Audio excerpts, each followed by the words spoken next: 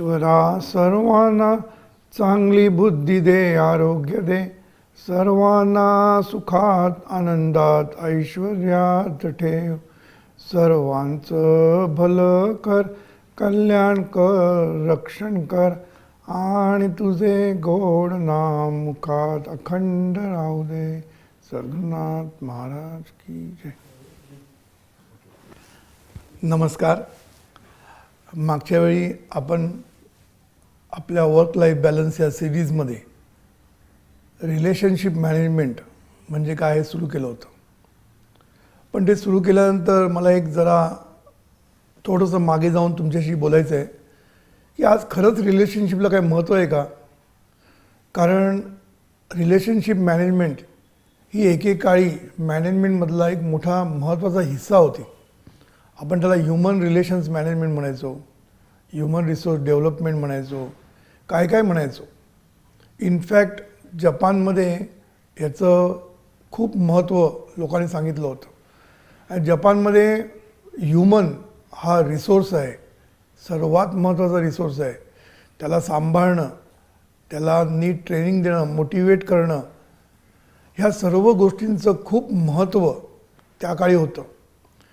नंतर अशी वेळ आली, आपल्या इंडियाबद्दल मी सांगतो, भारताबद्दल सांगतो, की अशी वेळ आली की हळूहळू युनियनचं प्रस्थ वाढत चाललं. मॅनेजमेंट युनियन पुढे झुकायला लागली. मग युनियनचा दबाव वाढत चालला. त्यामुळे कामगार आणि मालक यांच्यामध्ये भांडणं सुरू झाली. त्याच्यातनं कामाची विल्हेवाट, कंपनीची विल्हेवाट असं सुरू झालं. कारण त्याच्यापूर्वी मालक कामगारांना पिळून काढत होता. त्याच्यानंतर मग कामगारांनी असहकाराचं धोरण सुरू केलं मालकांबरोबर. असं म्हणजे काय ॲक्शन रिॲक्शन अशी चालूच होती. कारण आयुष्यामध्ये हा जो निसर्ग नियम आहे किंवा फिजिक्सचा नियम जो आहे की क्रिया तशी प्रतिक्रिया, हाच नियम आपल्याला निसर्ग नियम म्हणून आपण समजावून घेतला पाहिजे की आपण जे जे करतो त्याची रिॲक्शन आपल्याला मिळतेच. आणि मग ती रिॲक्शन इतकी वाईट होते की आपल्याला त्रास होतो त्याचा. म्हणून पहिल्यांदा मालकांनी कामगारांना छळलं, मग कामगारांनी मालकाला छळलं. आज पुन्हा अशी परिस्थिती झाली आहे, ग्लोबलायझेशन झालेलं आहे, फ्री कॉम्पिटिशन झालेली आहे, कोणी केव्हाही कोणालाही काढू शकतो अशी परिस्थिती निर्माण झालेली आहे. आणि या कॉम्पिटिशनमुळे स्पर्धा एवढी वाढलेली आहे की कोणालाच कोणाचा विचार करण्याची वेळ नाही, असा परिस्थिती झालेली आहे. कोणच कोणाचा विचार करत नाही. म्हणजे कामगार कंपनीचा विचार करत नाही, कंपनीचे मालक कामगारांचा विचार करत नाही आहे, कंपनी सोसायटीचा विचार करत नाही, कंपनी देशाचा विचार करत नाही, समाज देशाचा विचार करत नाही, आणि समाज आज पर्यावरणाचा पण विचार करत नाही आहे. म्हणजे अशी परिस्थिती आहे की आज जर तुम्ही बघितलं तर ग्लोबलायझेशनच्यामुळे आज कॉम्पिटिशन, तीव्र स्पर्धा निर्माण झालेली आहे. आणि या स्पर्धेमध्ये कितीतरी लोकांचे गळे कापले जात आहेत, कितीतरी आत्महत्येला प्रवृत्त होत आहेत, कितीतरी लोक डिप्रेशनमध्ये जात आहेत. स्ट्रेस तर भयंकर लोकांमध्ये येतो आहे, संपूर्ण केऑस चाललेला आहे. ह्याला कारण काय? याला कारण एकच आहे की प्रत्येकाला सुख, शांती आणि समाधान हे 3 शब्द खूप महत्त्वाचे आहेत. आणि प्रत्येकाला हेच पाहिजे असतं, सुख, शांती आणि समाधान. पण हे मिळवायचं कसं हे माहीत नसल्यामुळे ते सगळेजण पैशाच्या मागे लागलेले आहेत. पैसा, सत्ता, कीर्ती ह्याच्या मागे लागून शेवटी आज जे वातावरण निर्माण झालेलं आहे याच्यामध्येच कोणच सुखी नाही आहे. कोणाला शांती मिळत नाही आहे. म्हणजे ना मालकाला, ना कामगारांना, ना कुटुंबाला, ना समाजाला, कोणालाच सुख, शांती आणि समाधान वाटायला येत नाही आहे. मग हे आपण सगळं कशासाठी करतो आहे? आपण हे सर्व करतो आहे, आपण कशासाठी करतो आहे? जर शेवटी सुख, शांती, समाधान मिळणार नाही तर मग हे कशासाठी करायचं सगळं? पण ह्याच्यासाठी जो स्पिरिच्युअलिटीचा बेस पाहिजे असतो, स्पिरिच्युअलिटीचं अधिष्ठान पाहिजे असतं, ते आज नसल्यामुळे लोकांना काय करायचं याच्याबद्दल लोक साशंक आहेत. आणि आज लोक फक्त 10 दिशा धावत आहेत, पैशासाठी, सत्तेसाठी, कीर्तीसाठी.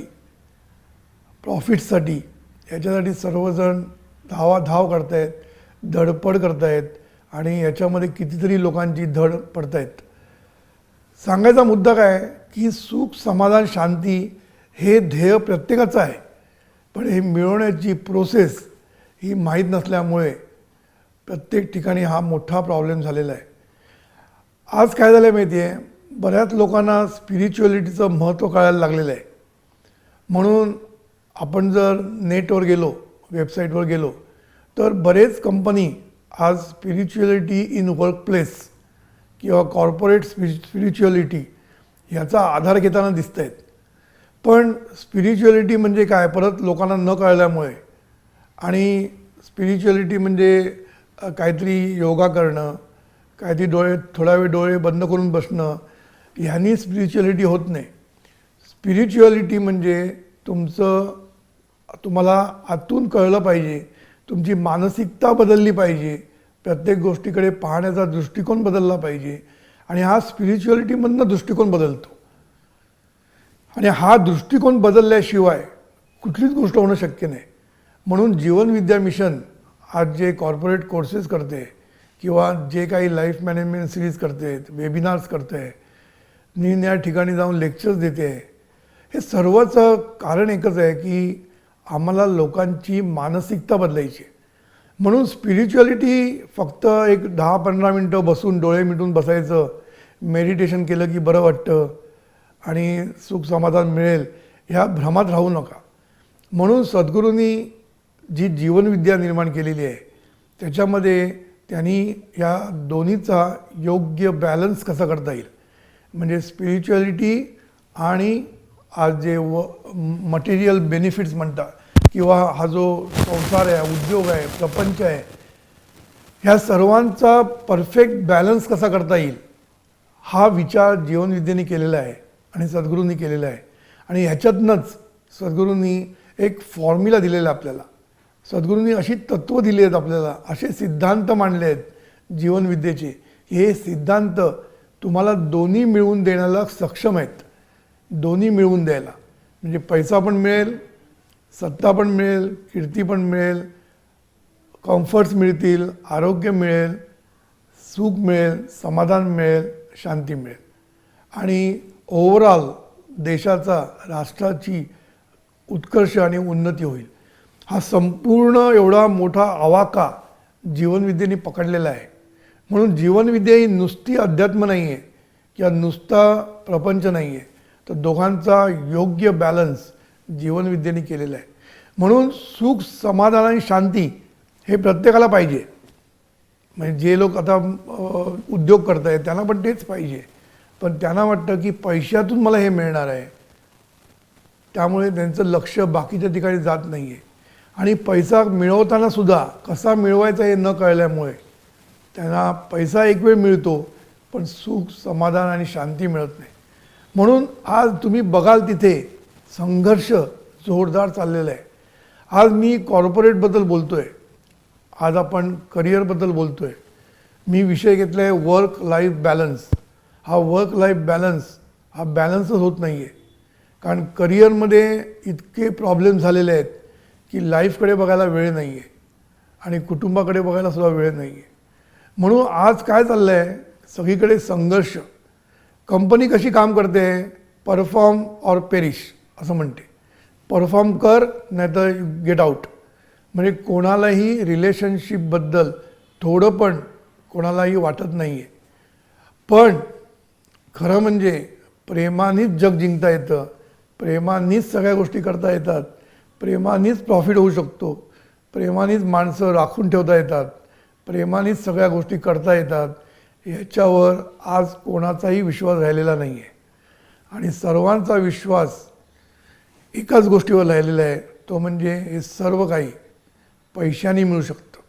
त्यामुळे इंडिव्हिज्युअल असू दे, कंपनी असू दे, सोसायटी असू दे, राजकारणी पक्ष असू दे, आणि या सर्व लोक देशाचा विचार करत नाही आहे, आपापल्या पक्षाचा पण विचार करत नाही, आपल्या कंपनीचा पण विचार करत नाही, आणि प्रत्येकजण इंडिव्हिज्युअलिस्टिक झालेला आहे. तो फक्त स्वतःचा विचार करतो. आणि तो कुठलाही विचार करत नाही. त्यामुळे रिलेशनशिप मॅनेजमेंट हा विषय जो मी घेतलेला आहे ह्याच्यामध्ये कधी कधी असा प्रश्न पडतो की खरंच ह्याची गरज आहे का आज. आज जर तुम्ही बघितलं तर रिलेशनशिप कुटुंबामध्ये सुद्धा गरज वाटत नाही. का तर ह्याला कारण की रिलेशनशिप जपली पाहिजे, प्रेमाने जपली पाहिजे, किंवा हे जपणं किती महत्त्वाचं आहे ह्याच्याबद्दल कोणालाही पर्वा नाही आहे. म्हणून कुटुंबामध्ये सुद्धा आज जे भयानक चित्र दिसतंय, 1 किंवा 2 वर्ष पण एकत्र राहू शकत नाही आहेत. कारण का? पटत नाही म्हणतात. पटत नसतं असं नाही, पटवून घेत नसतात, हे लक्षात ठेवायचं. आज लिव्ह इन रिलेशनशिपचा जमाना आलेला आहे. प्रत्येकजण म्हणतो आम्ही एकत्र राहून बघणार आमचं जमतं का. अरे असं जमत नसतं, एक लक्षात ठेवायचं. कुठल्याच माणसाचं दुसऱ्या माणसाची जमणं हे अशक्य असतं. कारण प्रत्येक माणूस हा वेगळा आहे. प्रत्येक माणसाची आवड वेगळी, प्रत्येक माणसाची निवड वेगळी, प्रत्येक माणसाचा दृष्टिकोन वेगळा, प्रत्येक माणसाचं चलन वलन वेगळं, प्रत्येक माणसाची बोलण्याची पद्धत वेगळी, प्रत्येक माणसाची प्रेम करण्याची पद्धत वेगळी, प्रेम दाखवण्याची पद्धत वेगळी. प्रत्येक गोष्टीमध्ये इतकी विविधता आहे की सगळी माणसं जरी चांगली असली तरी एकमेकांना धरून ठेवणं हा विचार जर नसेल त्याच्यामागे जर प्रेम नसेल तर एकत्र राहणं फार कठीण आहे. आणि हे आपण जे कॉर्पोरेटमध्ये बघतो तेच आपण कुटुंबामध्ये बघतो आहे, तेच आपण राजकीय पक्षामध्ये बघतो आहे, आणि तेच आपण सर्वकडे पाहतो आहे. फक्त निसर्गामध्ये एकमेकांना धरून ठेवण्याची जी वृत्ती आहे, एकमेकांना देण्याची वृत्ती आहे, एकमेकांना आनंद वाटण्याची जी वृत्ती आहे, इथे आपण कानाडोळा केलेला आहे. ही जी वृत्ती निसर्गाची आहे ही आपल्याकडे पण येणं गरजेचं आहे. याचं भान आज कोणालाच नाही आहे. कारण पैशामुळे सगळे लोक आंधळे झालेले आहेत. म्हणून आज जे प्रॉब्लेम निर्माण झालेले सगळे ह्याला कारण प्रेम हा बेस नाही आहे आणि पैसा हा बेस झालेला आहे. म्हणून बघा कंपनीमध्ये लोक काम करत आहेत, कोणालाच कंपनीबद्दल प्रेम नाही आहे. प्रत्येकजण जरा 10% 20% मिळाले की कंपनी सोडून जातो आहे. बरं मालकाला तरी पडलेलं आहे, मालक पण म्हणतो तो गेला तर दुसरा मिळेल. म्हणजे ह्यानी काय होतं माहिती आहे की कुठल्याही कंपनीमध्ये माणसं स्थिर होत नाही आहेत. त्यामुळे त्याचा फटका इनडायरेक्टली कंपनीला भोगायलाच लागतो. कंपनीला वाटतं की नो बडी इज इंडिस्पेन्सिबल, आपण असं म्हणतो नो बडी इज इंडिस्पेन्सिबल. असं नसतं. इंडिस्पेन्सिबल म्हणजे जग हा थांबत नाही कुठल्यासाठी, कोणासाठीच काही थांबत नाही. आता कुटुंबामधला कर्ता पुरुष गेला तर जे काही प्रॉब्लेम भोगायला लागतात ते भोगायला लागणारच. तो गेला म्हणून इंडिस्पेन्सिबल नव्हता असं म्हणणं हे नाही आहे. म्हणून एखाद्या कंपनीमधला एक हुशार माणूस किंवा एका कंपनीमधला संस्थेमधला हुशार माणूस तो जर गेला तर कंपनीला त्याचा फटका बसतोच. तुम्ही किती म्हटलं नो बडी इज इंडिस्पेन्सिबल हे तत्त्व सर्वार्थाने बरोबर नाही आहे. शेवटी काय जग चालणारच आहे, कंपन्या चालणारच आहेत. कशा चालणार ह्याला महत्त्व असतं.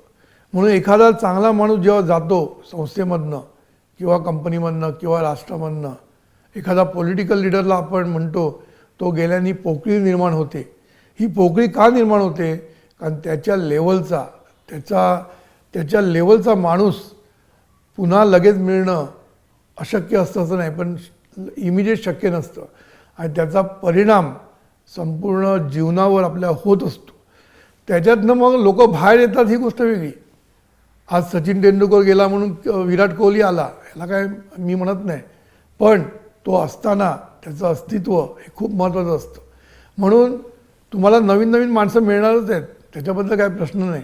पण अशी माणसं जेव्हा आपण गमावतो तेव्हा नक्कीच जी पोकळी म्हणतो आपण ती पोकळी होतेच.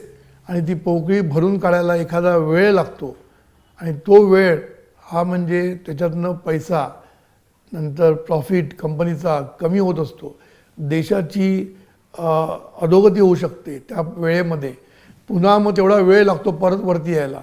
त्यामुळे माणसांना धरून ठेवणं आणि माणसांमध्ये विश्वास निर्माण करणं, प्रेम निर्माण करणं, हे खरं म्हणजे कॉर्पोरेट कल्चर असलं पाहिजे. पण आज कॉर्पोरेट कल्चर असं झालेलं आहे की I don't care he attitude झालेली आहे. त्यामुळे नो बडी केअर्स, म्हणून individual doesn't care about the company and company doesn't care about the individual, अशी परिस्थिती निर्माण झाली असता तुम्हाला असं वाटतं का चांगला परफॉर्मन्स होऊ शकतो? आपल्याला वाटतं टेम्पररीली काहीतरी परफॉर्मन्स चांगला होतो, पण लाँग रनमध्ये कंपन्या बंद पडत चाललेल्या आहेत, कंपन्या टेकओव्हर होत चाललेल्या आहेत. त्यामुळे आज अशी परिस्थिती आहे की एखादी कंपनी खूप वर्ष चालली आहे सुंदरपणे असं फार कमी दिसतं आपल्याला. कारण कल्चर हे पैसा आहे, मनी कल्चर झालेलं आहे आणि रिलेशनशिप कल्चर आता बंद पडत चाललेलं आहे. म्हणून मागच्या वेळेला मी सांगितलं की दोघांचाही बॅलन्स पाहिजे, सगळीकडे बॅलन्स लागतो, लक्षात ठेवायचं. मी मागच्या वेळेला सांगितलं concern for people, concern for work, दोघांचा बॅलन्स पाहिजे. म्हणून कंपनीने या दोघांचा बॅलन्स कसा करता येईल ह्याचं कल्चर आपल्या कंपनीमध्ये निर्माण केलं पाहिजे. हे कल्चरवर सगळं अवलंबून असतं. मी अशा किती कंपन्या बघितल्या की तिथे कल्चर निर्माण झालेलं असतं की एकमेकांना मदत करण्याचं, एकमेकांना सांभाळून घेण्याचं. ते लगेच कंपनीतनं माणसं काढणं एकदम सोपं, ह्याला काय डोकं लागत नाही. कित्येक वेळा मी बघतो जरा काय झालं की 200 माणसं काढून टाकली. काढायला काय कठीण आहे, त्याला काय कोणी काढू शकते, तितकं मोठं पराक्रम नाही आहे मॅनेजमेंटचं. पण माझ्या माहितीमध्ये एका व्हाईस प्रेसिडेंटनी आपल्या लोकांना सांगितलं की तुम्ही हे जे 100 लोक काढतायत, ते 200 लोक काढतायत, ह्यांचा जो कॉस्ट आहे कंपनीला ती फार कमी आहे आणि आपली सर्वांची कॉस्टच खरी जास्त आहे कंपनीला. कारण टॉप मॅनेजमेंटची कॉस्ट भयानक वाढवून ठेवलेली आहेत आणि हे स्वतःच वाढवून ठेवतात. त्यामुळे आज जर एक व्हाईस प्रेसिडेंट म्हणा किंवा एक टॉप माणसं आहे त्यांना क्रोर्स ऑफ रुपीजमध्ये पगार मिळतो. त्या मानाने त्यांची जे खालचे लोक असतात त्यांना फार कमी पगार मिळत असतो. आणि कंपनीचे प्रॉब्लेम झाले की पहिले काढतात ते छोट्या लोकांना काढतात. तेव्हा जो माझा एक मित्र होता त्यांनी त्यांच्या टॉप मॅनेजमेंटला सांगायचा प्रयत्न केला. काय सांगायचा प्रयत्न केला की हे एवढे लोक काढून तुम्ही जो पैसा वाचवणार आहे तो पैसा आपण जर आपला पगार 10% कमी केला प्रत्येकाने, असं जर ठरवलं की मॅनेजमेंटने आपलं सॅक्रिफाईस करूया आणि आपला 10% पगार जर आपण कमी केला तर हे आपल्याला सगळेजण आपल्याला राखता येतील आणि त्यांचं गुडविल आपल्याला मिळेल आणि आपण कंपनी तात्पुरती जो डिमांडचा प्रॉब्लेम आहे तो सॉल्व्ह झाल्यानंतर आपण आणखीन जोरदार पुढे जाऊ शकतो. पण हे प्रिन्सिपल ही त्याचं सजेशन कोणी ऐकून नाही घेतलं. कारण कोणालाही आपलं नुकसान नको आहे. दुसरा गेला खड्ड्यात पण मला काही होता कामा नये, ही जी वृत्ती आहे ना त्यामुळे शेवटी सगळेच खड्ड्यात जातात. कारण हळूहळू कंपनी बंद पडते आणि ही टॉप मॅनेजमेंटचे लोकंसुद्धा रस्त्यावर येतात, हे लक्षात ठेवायचं. सांगायचा मुद्दा काय, सर्वांना धरून ठेवलं तर आपण एक स्ट्रॉंग टीम तयार होते. पूर्वीपासून टीमचं महत्त्व अधोरेखित केलेलं आहे. पूर्वीपासून म्हणजे टीम ह्या शब्दाचा महत्त्व म्हणजे पूर्वी एक उदाहरण द्यायची की सर्व काठ्या एकत्र बांधल्या की त्याची जी पॉवर असते ती इंडिव्हिज्युअल काठीपेक्षा जास्त असते. म्हणून इंडिव्हिज्युअलपेक्षा team efforts, team performance, team rewards हे जर आपण करू शकलो तर ह्याच्यातनं खूप फायदा कंपनीला होऊ शकतो आणि राष्ट्राला पण होऊ शकतो. म्हणून टीम बिल्डिंग ही जी गोष्ट आहे, ही टीम बिल्डिंग गोष्ट आपण पूर्वी खूप शिकवायचो, हल्ली पण शिकवतात. पण ह्या टीम बिल्डिंगमध्ये एक्सपेक्टेशन जास्त आणि देणं कमी. म्हणजे दुसऱ्यांनी केलं पाहिजे सगळ्या गोष्टी, टीमनी परफॉर्मन्स चांगला केला पाहिजे, पण जेव्हा आपला दृष्टिकोन असतो टीमकडे तेव्हा त्याला टीमकडे पाहण्याचा दृष्टिकोन टीम म्हणून नसतो तर इंडिव्हिज्युअल म्हणून असतो. म्हणून रिलेशनशिप मॅनेजमेंट हा एक मोठा विषय आहे आणि हा विषय आपल्याला हळूहळू मी बघतो आहे.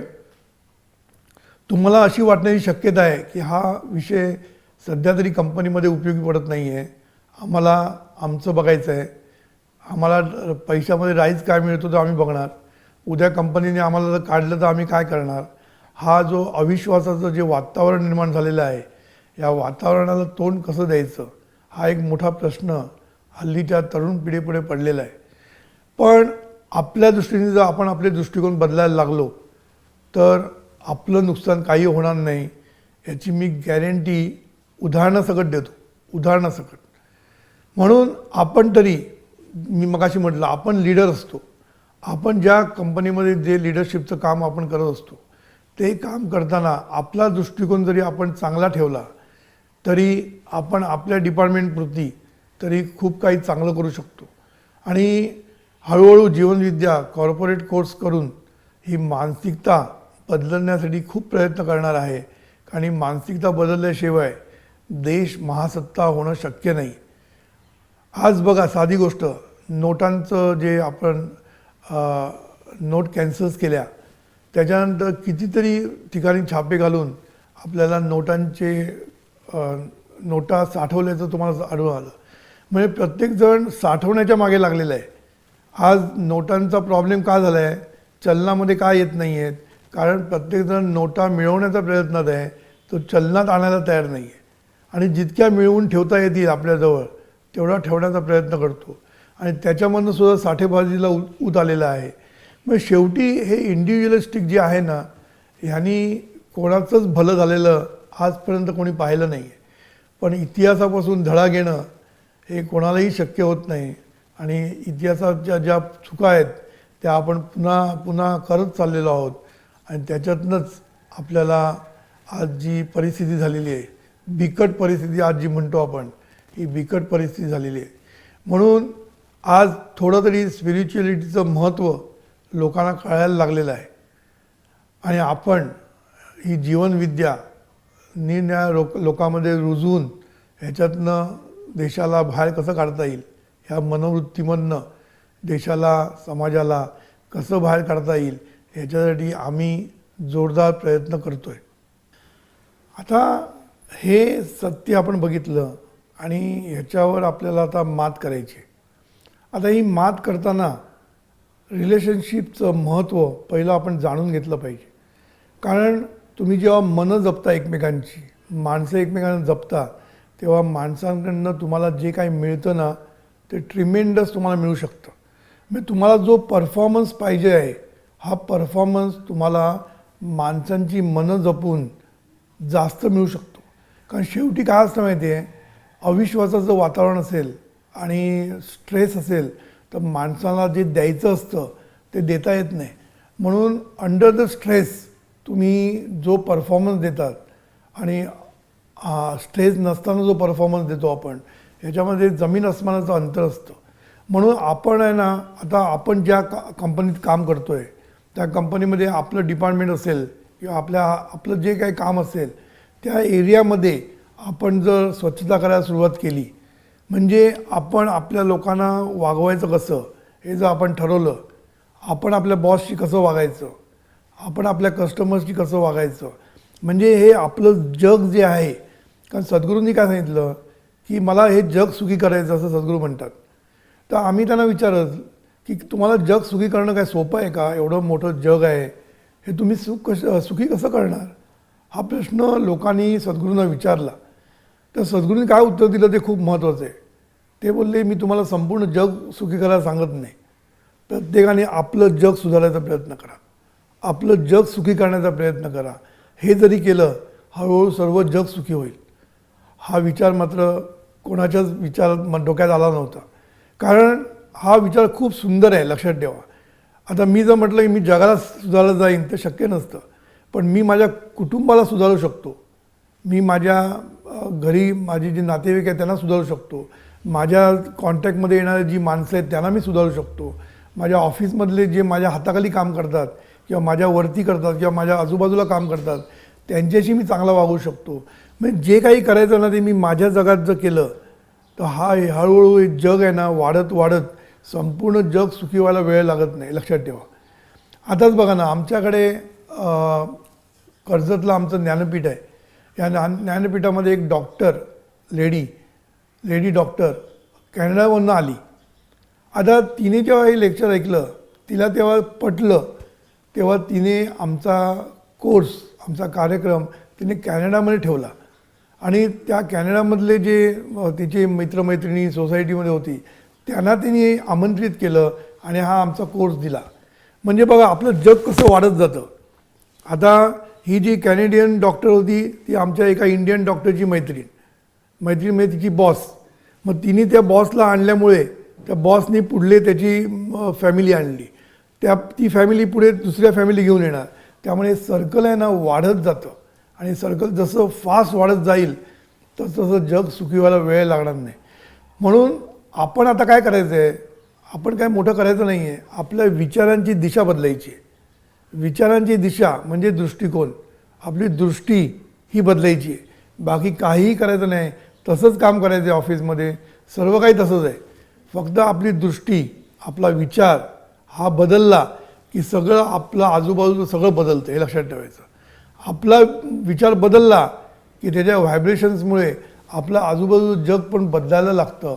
हा आमचा अनुभव आहे.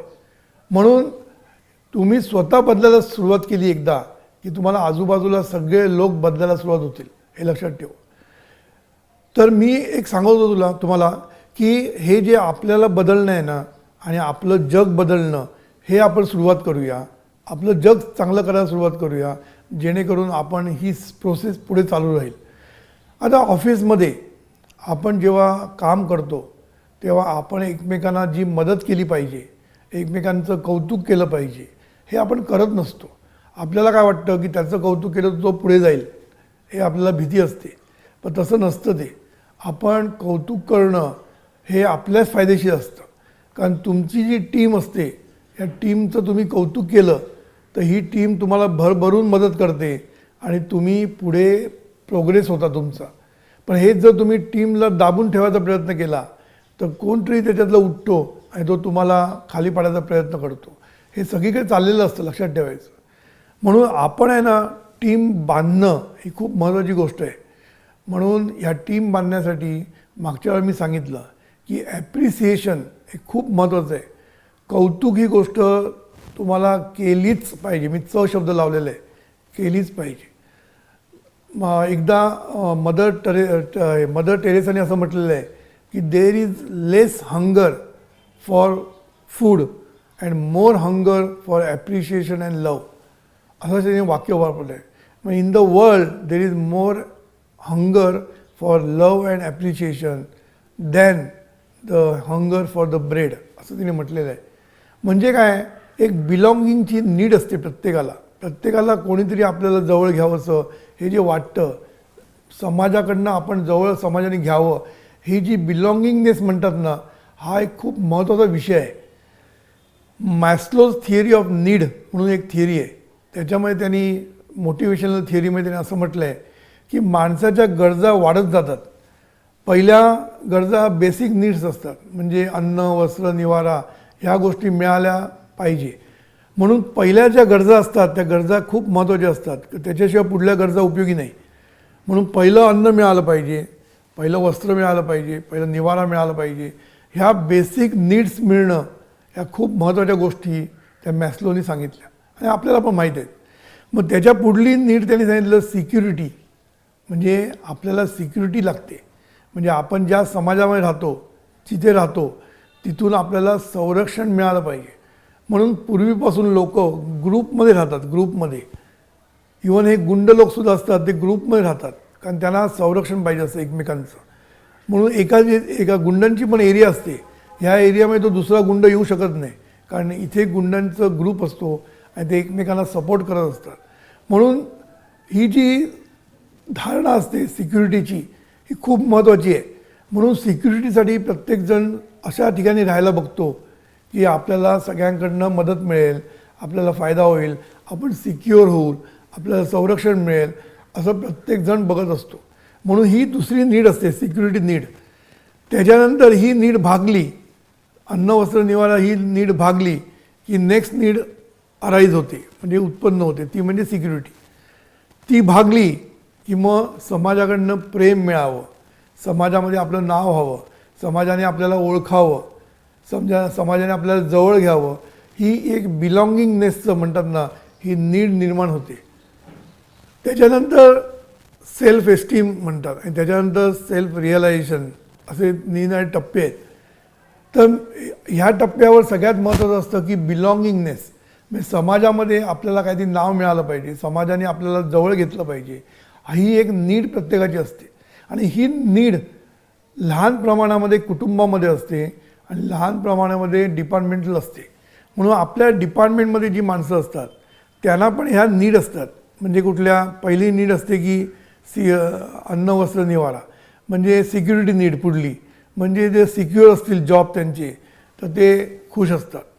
म्हणून माणसाला सिक्युरिटी देणं कंपनीमध्ये खूप महत्त्वाचं असतं. त्यामुळे सिक्युरिटी नीड त्याची ही होते. मग लगेच त्याची पुढली नीड अराईज होते. ती नीड कुठली, तर बिलॉंगिंगनेस. हे लक्षात ठेवा. म्हणजे प्रत्येकाला एकमेकांचा आपलेपणा पाहिजे असतो, पण तो पाहिजे असतो म्हटल्यानंतर आपण तो दिला पाहिजे हे लक्षात येत नाही. हा मोठा प्रॉब्लेम आहे.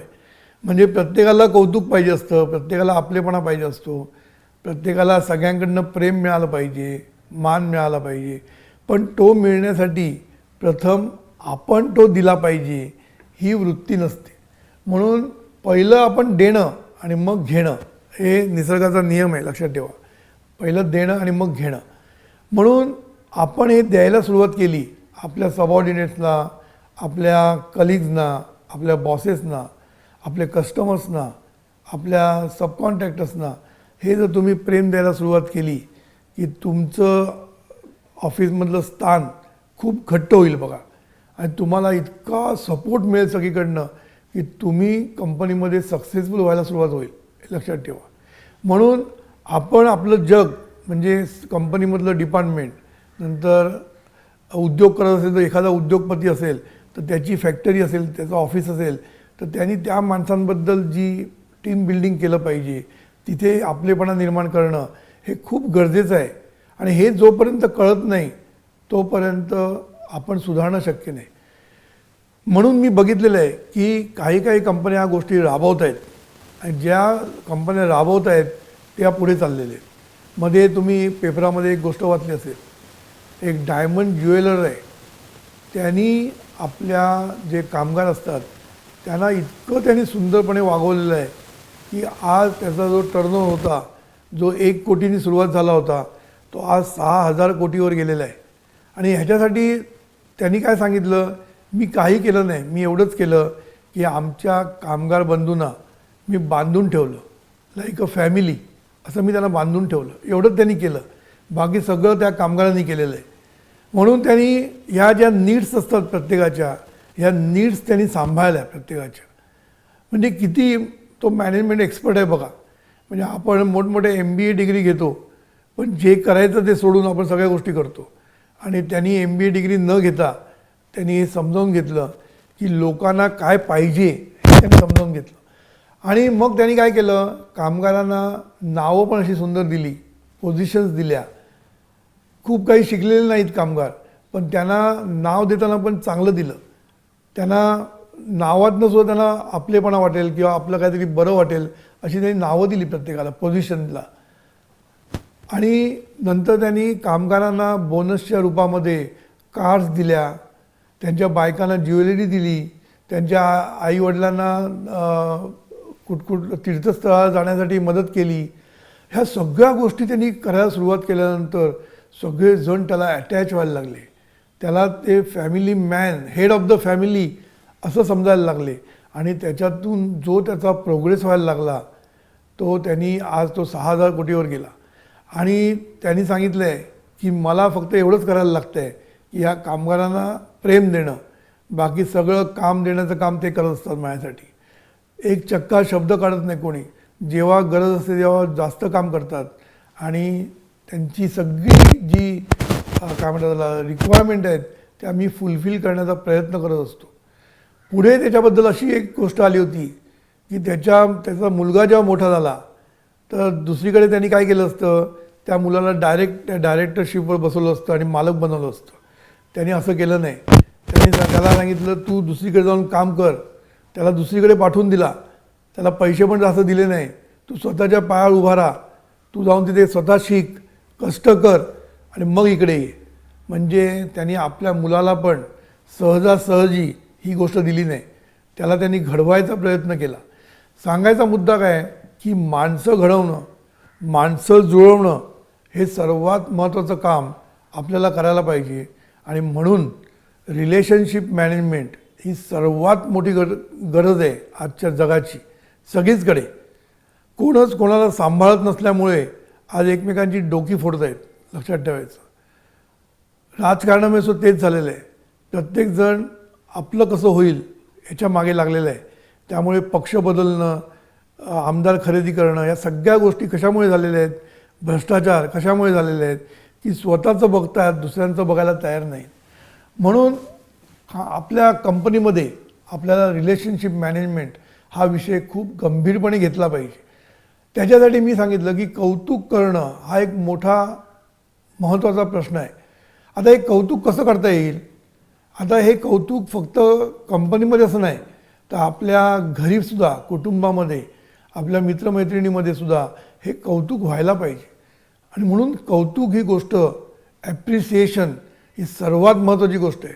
कारण पीपल आर म्हणजे काय म्हणतात त्याला, क्रेझी फॉर दिस ॲप्रिशिएशन. म्हणजे त्यांना ही गरज खूप मोठी आहे. त्यामुळे कौतुक केलं पाहिजे आपण. आता हे कौतुक करण्याच्या पद्धती पण खूप आहेत. फॉर एक्झाम्पल, काही लोक कौतुक करतात ते नुसतं बोलून करतात, काही लोक लिहून करतात, काही लोक काहीतरी गिफ्ट देऊन करतात. म्हणजे निरनिराळ्या पद्धतीने ही आपल्याला ॲप्रिशिएशन लोकांचं करता येतं. आणि या 3 पद्धती मी सांगितल्या. आता एक म्हणजे बोलून, नुसतं बोलण्याने, एक म्हणजे काहीतरी काइंडमध्ये गिफ्ट देऊन, आणि एक म्हणजे तुम्ही रायटिंगमध्ये काहीतरी देऊन. म्हणजे 3 पद्धतीने आपण एकमेकांना ॲप्रिशिएट करू शकतो. म्हणून प्रत्येकजण ह्याला वेगळी गरज असते ॲप्रिशिएशनची, आणि ती आपण फाइंड आउट केली पाहिजे की प्रत्येकाला काय गरज आहे. पण हे एवढं सोपं नाही, प्रत्येकाला कसली गरज आहे.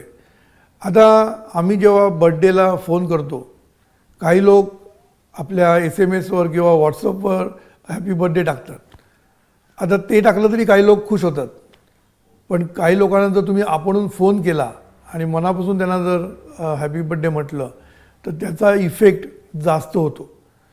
त्याच्याहीपेक्षा पुढे जाऊन तुम्ही जर त्याला भेटला आणि एक लहानसं गिफ्ट दिलं तर त्याचा इफेक्ट आणखीन चांगला होतो. त्याच्याही पुढे तुम्ही तुमच्या फिलिंग्स दाखवल्या, त्याला जवळ घेतलं, हग केलं किंवा एखाद्या डिनरला त्याला घेऊन गेले तर त्याचा एक इफेक्ट वेगळा होतो. म्हणून तुम्ही कोणाला काय करताय हे त्याच्यावर अवलंबून आहे प्रत्येक गोष्ट. पण ह्या ज्या निरनिराळ्या मेथड्स आहेत ॲप्रिशिएट करण्याच्या, तर ह्या ॲप्रिशिएट करण्याच्या मेथड आपल्याला समजल्या पाहिजे आणि ह्यांचं ते योग्य मिक्सचर आपण केलं पाहिजे. काही लोकांना नुसतं तुम्ही एक खांद्यावर हात ठेवला किंवा कौतुकाची थाप दिली तरी त्याला खूप मोठं होतं. तर काही लोकांना तुम्ही एक लहानशी गिफ्ट जरी दिली तरी लोकांना खूप आनंद होतो. काही लोकांना तुम्ही नुसतं जवळ घेऊन मिठी मारली तरी ते खुश होतात. म्हणजे प्रत्येकाची रिक्वायरमेंट ह्या वेगवेगळ्या असतात. पण ह्या सगळ्यांच्या रिक्वायरमेंटचा सुवर्णमध्य आपण साधायचा असतो आणि हे शेवटी आपापल्या रिलेशनवर अवलंबून असतं. म्हणून तुम्ही जेव्हा फिलिंग्स दाखवतात लोकांना, कारण काय असतं, वरवर सगळं करणारे लोक भरपूर आहेत. आज जर तुम्ही कुठल्याही इंडस्ट्रीमध्ये बघितलं तर देखावा खूप आहे, वरवरचा देखावा खूप आहे. तोंडावर सगळेजण इतके सुंदर बोलतात, हसतात, एकमेकांना मिठ्या मारतात, पण त्याच्यामध्ये फिलिंग्ज नसतात. लक्षात ठेवायचं. म्हणून फिलिंग्ज असतात त्या लगेच कळतात. म्हणून आज तुम्ही फिल्म इंडस्ट्रीमध्ये बघा, फिल्म इंडस्ट्री असेल, राजकारणामध्ये असेल, प्रत्येकजण नमस्कार करतो दुसऱ्या मोठ्या लीडरला, पण जेव्हा लागेल तेव्हा पाय पण खेचत असतो. म्हणजे नमस्कार हे पाय कधी खेचेल आणि नमस्कार कधी करेल सांगता येत नाही. हे त्याच्या स्वार्थावर अवलंबून असतं. म्हणून स्वार्थाने हे ॲप्रिशिएट करणं आणि मनापासून करणं याच्यामध्ये खूप फरक आहे. म्हणून फिलिंग्ज ह्या त्याच्यामध्ये ॲड व्हायला पाहिजे. फिलिंग जोपर्यंत जेव्हा ॲड होत नाही तोपर्यंत ते ॲप्रिशिएशन कोरडं असतं आणि लोकांना त्याचा इफेक्ट होत नसतो. म्हणून इफेक्ट व्हायला पाहिजे ॲप्रिशिएशनचं. नाही तर काय, बोलायला सगळेच बोलतात, तोंडाला 1-2 शब्द बोलायला काय जात नाही. हॅपी बर्थडे म्हटलं की झालं सगळ्यांना. पण हॅपी बर्थडेच्या मागची जी फिलिंग असते ना, ती फिलिंग तुम्हाला तुमच्या टोनवरनं, तुमच्या भावनेवरनं, तुमच्या ॲक्शनवरनं ती त्याला कळत असते. आणि प्रत्येकजण व्हायब्रेशन घ्यायला आणि द्यायला सक्षम आहे, हे लक्षात ठेवा. आपल्या मनामध्ये जे विचार चालतात, ज्या फिलिंग्ज असतात, त्याचे व्हायब्रेशन्स असतात. आणि हे व्हायब्रेशन्स पकडण्याची प्रत्येक माणसाची पात्रता असते. त्यामुळे तुम्ही बघा की तुमच्या आतमध्ये जे आहे ना, तो बाहेरचा माणूस लगेच पकडतो. तुमच्या चेहऱ्यावर सगळं दिसतं की हा खरं बोलतोय की मस्त मजा करतोय, हे सगळं दिसत असतं तुमच्या चेहऱ्यावर. म्हणून हा जो व्हायब्रेशन थिअरी जी आहे ना, ती खूप महत्त्वाची आहे. म्हणून आपण आतून बदललं पाहिजे. जे काही कौतुक करणार ना, ते आतून आलं पाहिजे. नुसतं तोंड भरलं कौतुक करणं, याला कौतुक म्हणत नसतं. म्हणून मनाने जोडणं हे महत्त्वाचं असतं. म्हणून कौतुक करताना आता मी एक गंमत सांगतो. आमच्याकडे एक अशी घटना घडली की नवीन सून आली होती घरामध्ये आणि तिचा वाढदिवस होता. तर सकाळी उठल्यानंतर कोणीच तिला ग्रीट केलं नाही, कोणीच तिला म्हटलं नाही हॅपी बर्थडे. थोडीशी नाखुश झाली. नवऱ्याने पण लक्ष दिलं नाही, कोणीच लक्ष दिलं नाही. त्यामुळे तिला वाटलं बहुतेक सगळे विसरलेले आहेत, कारण मी नवीन आली आहे, त्यामुळे कोणालाच काय माहीत नसणार, अशा त्या भ्रमात ती होती. आणि थोडीशी नाखुश म्हणा, थोडीशी कंटाळून ती उठली आणि बेसिनकडे गेली आणि आरशावर एक गुलाबाचं फूल लावलेलं होतं आणि तिकडे लिहिलं होतं, एक चांगल्या वाक्यामध्ये हॅपी बर्थडे लिहिलं होतं. ते बघून तिला जो आनंद झाला, नंतर ती जिथे जाईल तिथे एक गुलाबाचं फूल आणि तिकडे एक संदेश असं लिहून ठेवलेलं होतं. त्यामुळे तिला जो आनंद होत चालला की बेसिनकडे गेली गुलाबाचं फूल, कपाटाकडे गेली तर कपाटाच्या आतमध्ये फूल लावलेलं, आंघोळीला गेली तर तिथे फूल लावलेलं, असं सगळीकडे लावून ठेवल्यामुळे ही जी एक कल्पकता वापरली होती त्यांनी घरच्यांनी, त्याच्यातनं तिला जो आनंद झाला त्या आनंदाला हे नाही.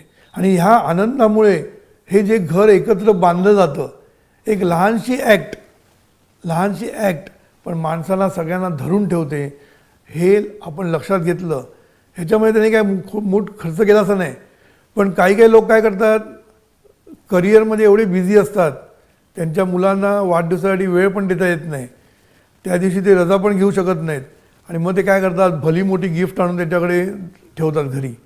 का तर ते आपलं काय म्हणतात त्याला खुश करण्यासाठी म्हणून मोठी गिफ्ट आणतात. पण त्या लहान मुलाला किंवा बायकोला त्या गिफ्टपेक्षा तो टायमात घरी येणं, वेळेवर येणं, एखादा हग करणं आपल्याला, किंवा ती जी फिलिंग्स दाखवणं, हे जास्त महत्त्वाचं असतं. म्हणून kindness is more important than the gift in kind, हे लक्षात ठेवा. म्हणून काइंड ही महत्त्वाची आहे, गिफ्ट इन काइंड ही उपयोगाची नाही. म्हणून काइंडमध्ये तुम्ही कुठली गोष्ट देण्यापेक्षा काइंडली सगळ्या गोष्टी तुम्ही जर केल्या तर लोकांचा इफेक्ट तुमच्यावर जास्त पडतो, तुम्हाला त्याचे भरभरून रिझल्ट्स मिळतात. म्हणून नुसता खर्च करून मोठमोठ्या गिफ्ट दिल्या म्हणजे काय प्रेम असतं असं नाही. नुसता एक लहानसा फोन किंवा एखादं बोलणं. आता माझ्याकडे जर कोणी आलं आणि मी त्याला जर एकच शब्द बोललो, मी तुझ्याबरोबर आहे, तू काळजी करू नकोस, मी तुझ्या मागे आहे, तू काळजी करू नको, हे एक वाक्यसुद्धा त्याला खूप उभारी देऊन जातं. म्हणजे मी त्याच्यासाठी खूप काही केलं पाहिजे असं पण नाही, पण मी जेव्हा त्याला म्हणतो मी तुझ्या मागे उभा आहे खंबीरपणे, तुझे आई वडील जसे तुझ्या मागे उभे आहेत तसं मी तुझ्या मागे उभा आहे, तू काळजी करू नको, हे एक वाक्यसुद्धा त्याला खूप काही आवडून जातं. आणि त्याच्यातनं एक प्रेम निर्माण होतो, आपलेपणा निर्माण होतो. ह्या सर्व गोष्टी कधी निर्माण होतात, जेव्हा तुम्ही कुठली गोष्ट मनापासून करतात तेव्हा. म्हणून ॲप्रिशिएशन हे जी गोष्ट आहे, कौतुक, हे मनापासून व्हायला पाहिजे. आणि मनापासून करताना कसं करायचं याला प्रत्येक गोष्टी या प्रत्येक सिच्युएशनवर अवलंबून आहे या सगळ्या गोष्टी. म्हणून एखादी गोष्ट जर तुम्ही रोज करत असाल तर त्याच्यापेक्षा काहीतरी वेगळं करणं हे अपेक्षित असतं प्रत्येकाला. नाहीतर आपलं ठरलेलं आहे केक आणला कापला म्हणजे रुटीन. आता एखादा बड्डे आहे, त्याला एक केक आणला कापला, हॅपी बड्डे म्हटलं, ओवाळणी केली, हे रुटीन झालं. मग आता हे रुटीनचा हळूहळू कंटाळायला लागतो, म्हणजे त्याच्यातनं मजा येत नसते. मग आपल्याला ती पद्धती बदलल्या पाहिजे. मग तिथे कल्पकता कारणीला लागते. म्हणजे आपल्याला कल्पकतेने ह्या गोष्टीमध्ये कसं व्हेरिएशन आणता येईल. शेवटी काय आहे, बदल प्रत्येकाला पाहिजे असतो. म्हणून तुम्हाला आहे ना फिलिंग्स दाखवायला लागतात. असलेलं दाखवलं पाहिजे, दोन्ही केलं पाहिजे. नाही तर माझ्याकडे भरपूर फिलिंग आहे पण मी काय येऊ शकत नाही तुझ्या लग्नाला, तर कोणी ऐकून घेणार नाही. म्हणून आपण आपल्या फिलिंग्स ह्या एक्सप्रेस पण आपल्याला नीट करता आला पाहिजे, त्याला पण कौशल्य लागतं. म्हणून सद्गुरूंनी जे 7 क सांगितले उत्कर्षामध्ये, त्याच्यामध्ये कौतुक हा शब्द सद्गुरूंनी खूप महत्त्वाचा मानलेला आहे. म्हणजे सद्गुरूंची जे 7 क आहेत की आपला जर उत्कर्ष करायचा असेल आपल्याला, तर सद्गुरूंनी 7 क सांगितलेत. पहिला क म्हणजे कष्ट करून तुम्ही पैसा मिळवला पाहिजे, कर्तव्य, नंतर कल्पकता, नंतर कौशल्य, करुणा, कौतुक आणि कृतज्ञता, असे 7 क सद्गुरूंनी सांगितलेले आहेत. आता हे 7 क ह्याच्यामध्ये सद्गुरूंनी कौतुक या गोष्टीला खूप महत्त्व दिलेलं आहे. आणि हे कौतुक सगळ्यांना आवडत असतं, लहान मुलापासून ते बॉसपर्यंत. पण बॉसला चढवायचं म्हणून कौतुक करायचं नसतं, किंवा कोणाला काहीतरी मिळवायचं म्हणून कौतुक करायचं नसतं. कौतुक हा तुमचा एक काय म्हणतात त्याला, तुमचं एक अविभाज्य भाग झाला पाहिजे. कोणी काही केलं तर ते तुमच्या लक्षात आलं पाहिजे. आणि कौतुक आहे ना, ही गोष्ट खूप महत्त्वाची आहे, कारण आपला दृष्टिकोन एक चांगला होतो त्याच्यातनं. आपण काय करतो माहिती आहे, आपल्याला लोकांचे दोष पाहण्याची इतकी सवय झालेली असते की दोष पाहून त्याला ब्लेम करणं, त्याला सतत त्याच्यावर टोचणी मारणं, ह्याच्यामध्येच बरेच लोक त्याच्यात आनंद मानत असतात. आणि कौतुक करणं हे खूप दूर असतं. आणि बहुतेक माणसांना ना एकमेकांचं कौतुक करायला आवडत नाही. म्हणून आज जी माणसं सक्सेसफुल झालेली आहेत ती एकमेकांचं कौतुक करतात, एकमेकांना मनापासून जपतात, तेव्हाच ती मोठी होत असतात. हल्लीच एक रिसेंट मॅनेजमेंट स्टडी झालेला आहे. त्याच्यामुळे त्यांनी असं कन्क्लुजन काढलं आहे की 46% ही जी माणसं कंपनी सोडून जातात त्यांना ॲप्रिसिएशन मिळत नाही त्यांच्या कामाचं, म्हणून ते सोडून जातात. नंतर 61% ऑफ द पीपल हे काम सोडून का जातात, कारण बॉस त्यांना महत्त्व देत नाही.